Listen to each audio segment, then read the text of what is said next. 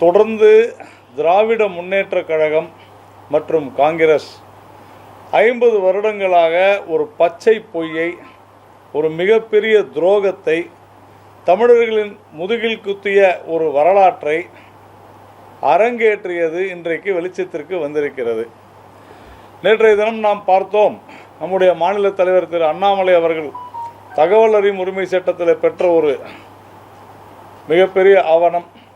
அதே போல் நம்முடைய பாரத பிரதமர் திரு நரேந்திர மோடி அவர்கள் கச்சத்தீவு குறித்து அவர் செய்த ட்வீட், இன்றைக்கு காலையில் நம்முடைய வெளியுறவுத்துறை அமைச்சர் திரு ஜெய்சங்கர் அவர்களுடைய பத்திரிகையாளர் சந்திப்பு, இவையெல்லாம் கடந்த 50 வருடங்களாக திராவிட முன்னேற்றக் கழகம் மற்றும் காங்கிரஸ் கூட்டு சதி செய்து கச்சத்தீவை இலங்கைக்கு தாரை வார்த்து அதன் மூலம் சொல்லனா துயரத்தை நம்முடைய தமிழக மீனவர்களுக்கு 50 வருடங்களாக இழைத்து கொண்டிருப்பதோடு, ஏற்கனவே இருக்கக்கூடிய அந்த வெந்த புண்ணிலே வேலை பாய்ச்சுவது போல ஒவ்வொரு தேர்தலின் போதும் கச்சத்தீவை மீட்போம் என்றெல்லாம் பொய் சொல்லி ஏமாற்றி மோசடி செய்து முறைகேடுகளிலே ஈடுபட்டு கொண்டு வருவது மிக தெளிவாக இன்றைக்கு வெட்ட வெளிச்சமாகி இருக்கிறது.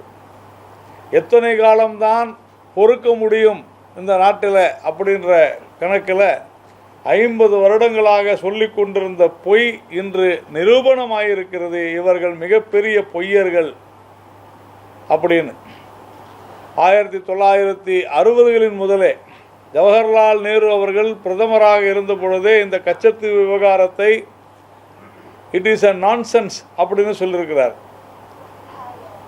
இதை எவ்வளவு சீக்கிரம் இந்த கச்சத்தீவை இலங்கைக்கு கொடுக்க முடியுமோ அப்படி கொடுத்து விட வேண்டும் என்று சொல்லியிருக்கிறார். தந்தை சொல் தட்டாமல் அவருடைய மகள் இந்திரா காந்தி அவர்கள் 1974 ஒப்பந்தம் போட்டு கொடுத்திருப்பதோடு, அந்த 1974 இங்கு முதலமைச்சராக இருந்த திராவிட முன்னேற்றக் கழகத்தினுடைய தலைவர் திரு கருணாநிதி அவர்களுடைய ஒப்புதலோடு கொஞ்சம் கூட, எப்படி காவிரி விவகாரத்தில் அணை கட்டுவதற்கு யாருக்கும் தெரியாமல் தடையில்லா சான்று கொடுத்து காவிரியை தடுத்தார்களோ தமிழகத்திற்கு வருவதற்கு, அதுபோல நம்முடைய கச்சத்தீவை இலங்கைக்கு தாரை வார்த்து கொடுப்பதில் மிகப்பெரிய பங்காற்றி இருக்கிறார்கள் திரு கருணாநிதி, திராவிட முன்னேற்ற கழகத்தை சேர்ந்தவர்கள். ஆனால் அதையெல்லாம் இல்லாதது போல, ஒன்றுமே தெரியாதது போல திரு மு.க. ஸ்டாலின் அவர்கள் ஏதோ கச்சத்தீவை இவர் போரெடுத்து சென்று மீட்டு வந்து விடுவது போலெல்லாம் பேசிக்கொண்டிருப்பது ஒரு மிகப்பெரிய கதையாகி கொண்டிருக்கிறது. இன்றைக்கு அது வெட்ட வெளிச்சத்திற்கு வந்திருக்கிறது. திமுக தமிழகத்திற்கு செய்த மிகப்பெரிய துரோகம், தமிழர்களுக்கு செய்த மிகப்பெரிய துரோகம், தமிழக மக்களை முதுகில் குத்திய திராவிட முன்னேற்றக் கழகத்தினுடைய நீண்ட வரலாறு 50 வருடங்களுக்கு முன்னே துவங்கி இருக்கிறது என்பதை சொல்லத்தான் நாம் இதை வெளிப்படுத்துகிறோம். தொடர்ந்து மக்களிடையே ஜாதி ரீதியாக, மத ரீதியாக, மொழி ரீதியாக மக்களை தூண்டிவிட்டு கொண்டு, மக்களுடைய உணர்வுகளை தூண்டிவிட்டு கொண்டு தமிழகத்தில் மக்களை பதட்டத்திலேயே வைக்க வேண்டும் என்ற முடிவோடு இருக்கிறார் திரு ஸ்டாலின் அவர்கள். அதற்கு அச்சாரம் போட்டது எப்பொழுதென்றால், எப்பொழுதெல்லாம் இவர்கள் காங்கிரஸோடு கூட்டணியில் இருந்திருக்கிறார்களோ அப்போதெல்லாம் தமிழகத்திற்கு, தமிழ்நாட்டிற்கு, தமிழர்களுக்கு துரோகம் செய்து கொண்டிருந்திருக்கிறது திமுக என்பதற்கான மிக முக்கியமான ஆவணம்தான் திரு அண்ணாமலை அவர்கள் வெளியிட்ட ஆவணம். அதில் திரு கருணாநிதி அவர்கள் எவ்வளவு அலட்சியமாக இருந்திருக்கிறார். இது ராமநாதபுரத்து ராஜா அவர்களுடைய சொத்து, அதன் பிறகு ஜமீன்தாரி முறை அழிக்கப்பட்டு சென்னை மாகாணத்திற்கு அது வந்திருக்கிறது, அதன் பிறகு தமிழக அரசிற்கு வந்திருக்கிறது என்றெல்லாம் தெரிந்தும் தமிழக அரசு ஆவணங்களை எதுவுமே கொடுக்கவில்லை என்பதை அன்றைய வெளியுறவுத்துறை செயலாளர் கூறியிருப்பது மிக தெளிவாக இருக்கிறது.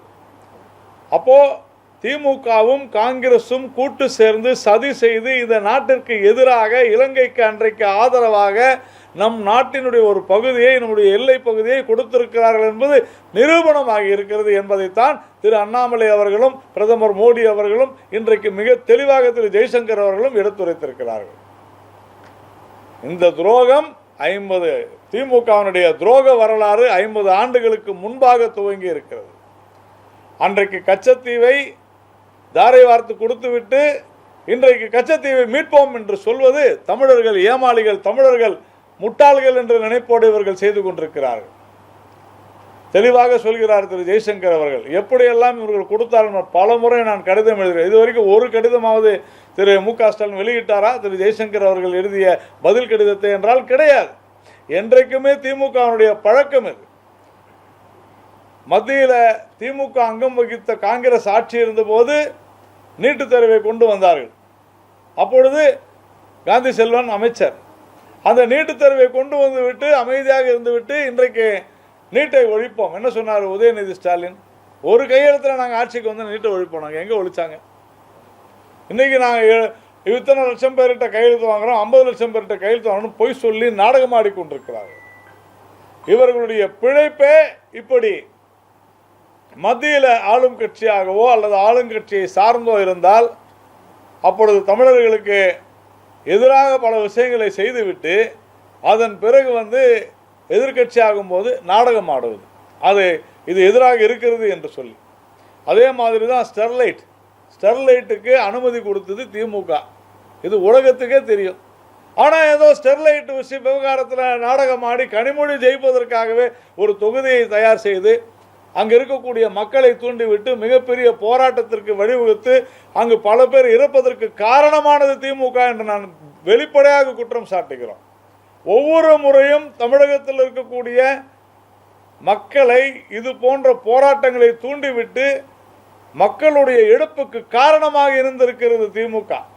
பல மீனவ குடும்பங்கள், கிட்டத்தட்ட 1000 மீனவர்கள் கொல்லப்பட்டிருக்கிறார்கள் என்று சொன்னால் அதற்கு காரணம் திராவிட முன்னேற்ற கழகம் தான் என்பது இந்த கச்சத்தீவை தாரை வார்த்ததில் நிரூபணமாயிருக்கிறது.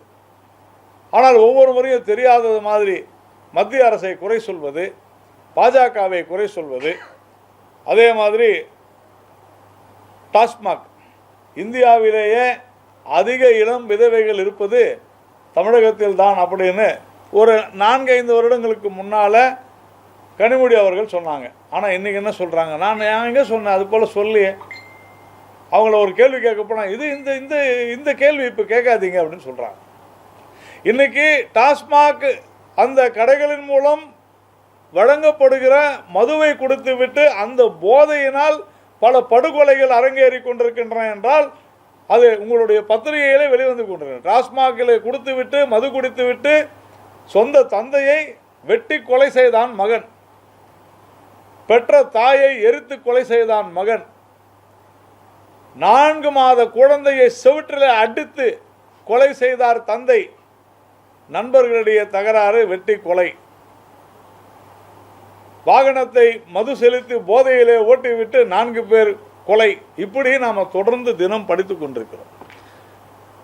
டாஸ்மாக் ஏன் நீங்கள் செய்யலைன்னா அதுக்கு டார்கெட் வைக்கிறாங்க, இன்னும் நீங்கள் 50,000 கோடி அதிகம் நாங்கள் வந்து சம்பாதிக்கணும். அப்படி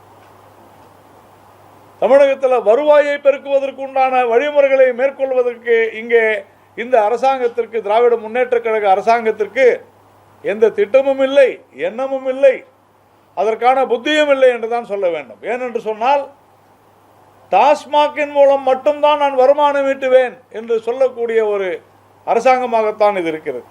பாதகம் செய்பவரை கண்டால் நாம் பயங்கொள்ளலாகாது பாப்பா, மோதி மிதித்து விடு பாப்பா, அவர் முகத்தில் உமிழ்ந்து விடு பாப்பா. அண்மை செய்திகளை உடனுக்குடன் தெரிந்து கொள்ள இணைந்திருங்கள் இயம்நாடு தொலைக்காட்சியுடன்.